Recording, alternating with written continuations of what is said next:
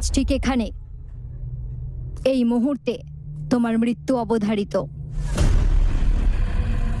আমার নাম গায়ত্রী দেবী, অফিসার ভুবন কুমারের স্ত্রী। আমার স্বামীকে মারার কারণ জিজ্ঞাসা করতে আসেনি, এসেছি তোমার বেঁচে থাকার একটা কারণ জানতে। তার দুটো স্বপ্ন ছিল তার শেষ নিঃশ্বাস অবধি। প্রথম, একটা সাজানো সংসার, দ্বিতীয়, একটা শান্তিপূর্ণ সমাজ। তাকে মারার পাশাপাশি তার প্রথম স্বপ্নকেও মেরে ফেলেছ, আর দ্বিতীয় স্বপ্নকে আমি কখনো মারা যেতে দেব না। এখন তোমায় মারার মাধ্যমে তার স্বপ্ন তথা এই সমাজকে বাঁচিয়ে রাখবো আমি। তাই আমি আমার পরিবারের সবাইকে নিয়ে এসেছি।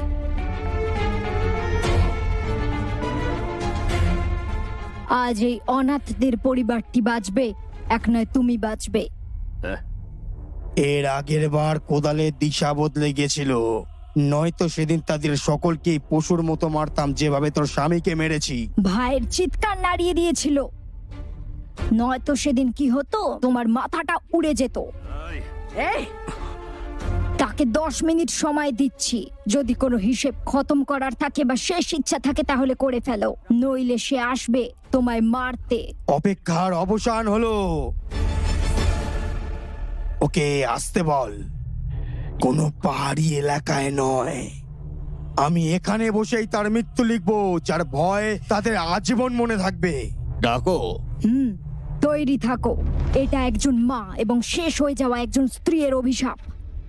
সে আসছে, যতই পদাতিক অশ্বারোহী বাহিনী থাকুক না কেন, সে আসবে, খেল খতম করে দেবে তোমার, বলে দিলাম।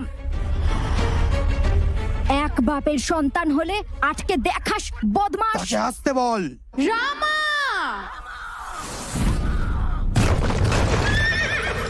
అస్తులకు అభయ రామ శబ్దం సాధువులకు ప్రళయ కాల భద్రం నీదు కథ